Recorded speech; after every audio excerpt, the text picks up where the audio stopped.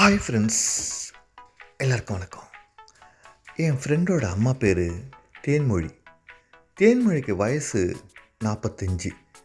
இவங்க ஊதவத்தி ஏஜென்சி வச்சு ரன் பண்ணிட்டு இருந்தாங்க. அந்த ஏஜென்சியில் பார்த்தீங்கன்னா 4 பசங்க 2 பொண்ணும் ஒர்க் பண்ணிட்டு இருந்தது. கம்ப்யூட்டர் ஆப்ரேட்டர் தேவைன்னு சொல்லிட்டு இவங்க விளம்பரம் பண்ணியிருந்தாங்க. அது நான் நெட்டில் பார்த்தேன்.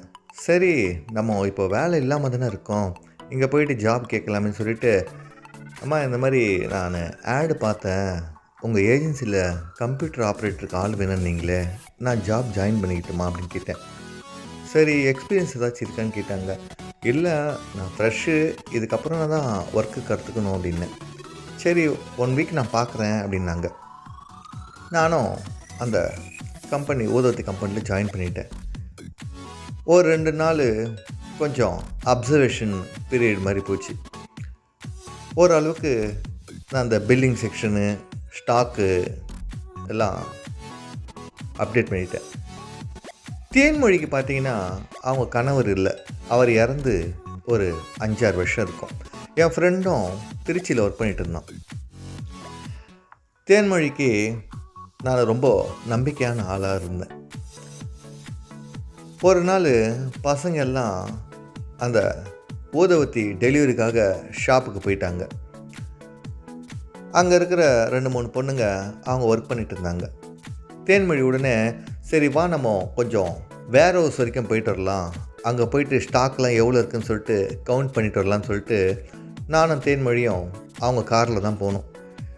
எனக்கு தேன்மொழியை பார்த்ததுலேருந்து ரொம்ப ஆசையாக இருந்தது. பொதுவாகவே இந்த அழகாக வெள்ளையாக இருக்கிற ஆளுங்கள்லாம் பார்த்திங்கன்னா வயசு ஆனால் கூட நம்ம கண்ணுக்கு அழகாகவே தெரிவாங்க. தேன்மொழி அதுக்கு சிறந்த உதாரணம்.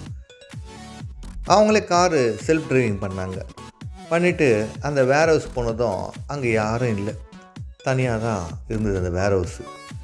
அங்கே போயிட்டு ஸ்டாக்லாம் செக் பண்ணிகிட்டு இருக்கும்போது தேன்மொழி அப்படியே குனிஞ்சாங்க. குனியும்போது அவங்களோட சேலையும் நழுவ ஆரம்பிச்சுது. அதை பார்த்ததும் எனக்கு எப்படி ரியாக்ட் பண்ணுறதுனே தெரியல. நானும் பார்த்துட்டே இருந்தேன். தேன்மொழி, சரி அந்த ஸ்டாக்லாம் அங்கே கரெக்டாக இருக்கா பார்த்துக்கப்பா அப்படின்னாங்க. சரி, பார்த்துட்டே இருக்கும்போது தேன்மொழி போயிட்டு அவங்க சேலையெல்லாம் அரேஞ்ச் பண்ணிட்டு இருந்தாங்க. எனக்கு தேன்மொழிக்கிட்ட எப்படி சொல்கிறது, ஏதாவது சொன்னால் ஏதாவது நினச்சிப்பாங்களோன்னு சொல்லிட்டு அந்த ஒரு யோசனையே இருந்தது.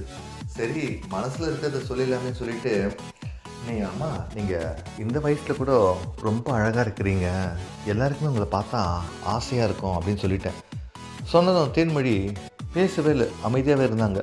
நான் நினச்சேன் என்ன ஒருவேளை கோவப்பட்டாங்களா அப்படின்னு சொல்லிட்டு.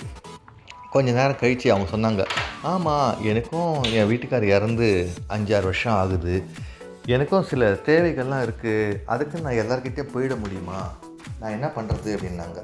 நான் உடனே சொன்னேன், எனக்கு உங்களை ரொம்ப பிடிச்சிருக்கு, உங்களுக்கு விருப்பம் இருந்தால் சொல்லுங்கள், உங்களுக்கு பிடிச்ச மாதிரி நான் இருக்கேன்னு.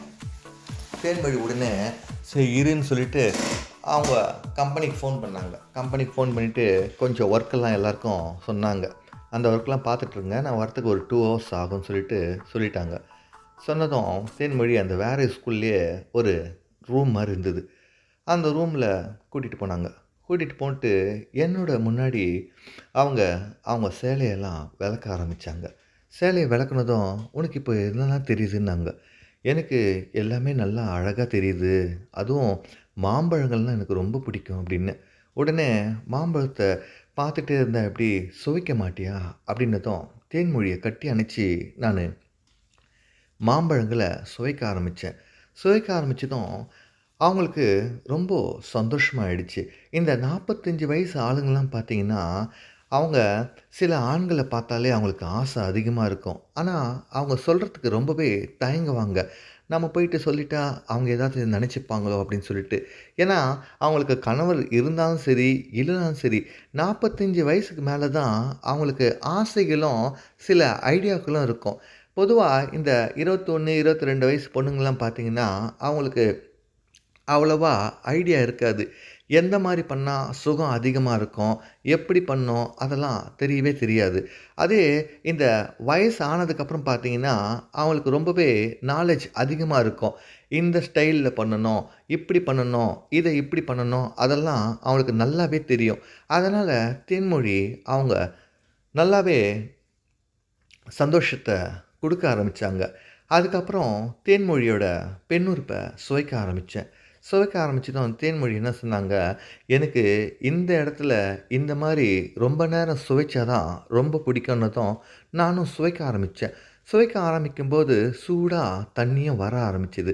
அந்த தண்ணியும் சுவைக்க ஆரம்பிச்சதும், தேன்மொழி "நீ மட்டும் மாம்பழங்கள சாப்பிட்ட. எனக்கு பசிக்காதா?" அப்படின்னு கேட்டாங்க. நான் உடனே கேட்டேன், "சொல்லுமா என்ன பண்ணணும்?" அப்படின்னு. "நீ எழுந்து நில்லுன்னாங்க." நான் நின்னதும் பழத்த அவங்க கையில எடுத்துட்டு அப்படியே வாழைப்பழத்த சுவைக்க ஆரம்பிச்சாங்க. இவங்கலாம் எப்படி சுவைப்பாங்கன்னு பார்த்தீங்கன்னா, உங்களுக்கு சுவைக்கும்போது சொர்க்கம் தெரியிற மாரி அந்த அளவுக்கு சந்தோஷமா இருக்கும். ஏன்னா, அவங்களுக்கு எல்லா விஷயம் தெரிஞ்சிருக்கும். நம்ம ஒரு விஷயம் சொல்லி தரணும்னு சொல்லிட்டு அவசியமே கிடையாது. பழத்த அவங்க கையில குடுத்தா மட்டும் போதும். அத அவங்களே மெதுவா சுவைக்க ஆரம்பிப்பாங்க. அதுக்கப்புறம் "வேலை செய்" அப்படின்னு சொன்னதும், நானும் தேன்மொழிகிட்ட வேலை செய்ய ஆரம்பிச்சேன். அந்த மாரி வேலை செய்யும்போது, நம்ம அவங்க முகத்த பார்த்தீங்கன்னா, அவ்வளோ ஒரு சந்தோஷம் கிடைக்கும் நமக்கு.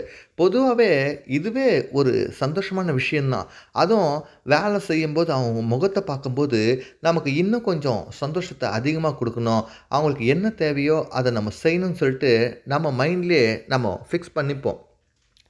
அன்னைக்கு வேர் ஹவுஸ்ல நல்ல வேலைய பார்த்துட்டு, நாங்க ரிட்டனு ஏஜென்சிக்கு வந்தோம்.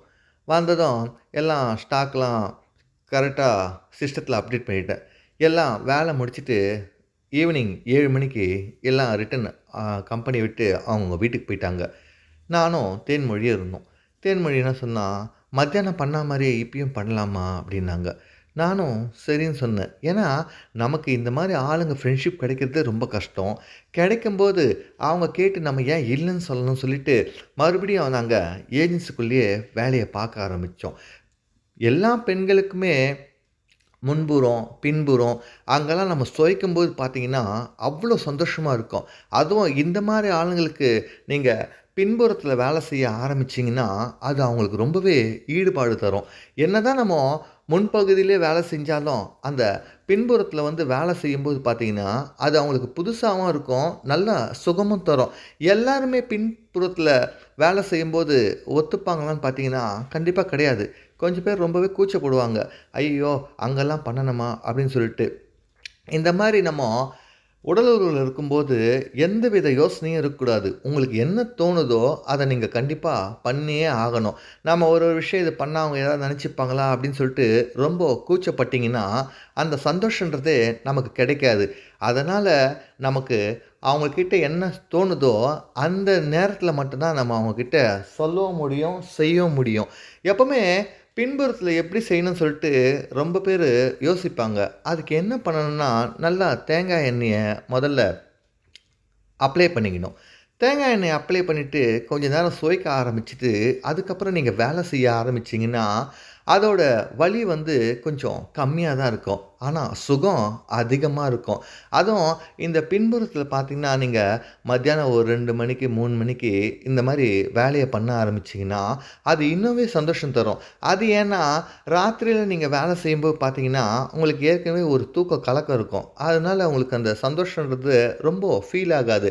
இந்த மத்தியான நேரத்தில பார்த்தீங்கன்னா, எல்லாமே ஏரியாவே சைலன்ட்டா இருக்கும். அந்த சமயத்தில நம்ம லைட்டெல்லாம் ஆஃப் பண்ணிட்டு, கொஞ்சம் இருளோன்னு இருக்கும்போது, நம்ம வேலை செய்ய ஆரம்பிச்சோம்னா, அது சந்தோஷத்த இன்னும் அதிகமா குடுக்க ஆரம்பிக்கும். எல்லாருமே சந்தோஷன்ற ஒரு விஷயத்த நம்ம எதிர்பார்த்துட்டே இருப்போம். நம்ம கதைய கேட்கும்போதே எல்லாரும் பார்த்தீங்கன்னா, கையில பிடிச்சிட்டு இருப்பீங்க. மெதுவா உங்களோட வயலின மெதுவா வாசிக்க ஆரம்பிச்சீங்கன்னா, அது இன்னுமே நல்லாருக்கும். ஓகே ஃப்ரெண்ட்ஸ், நம்ம வீடியோ உங்களுக்கு ரொம்ப புடிச்சிருக்குன்னு நெனைக்கிறேன். மறக்காம சப்ஸ்கிரைப் பண்ணுங்க, லைக் பண்ணுங்க, நம்ம வீடியோஸ் எல்லாமே ஷேர் பண்ணுங்க. நீங்க எந்த அளவுக்கு லைக்ஸ் போடுறீங்களோ, அந்த அளவுக்கு நான் வீடியோஸ் அப்லோட் பண்ணிட்டே இருப்போம். Keep on supporting friends. Take care. Bye bye.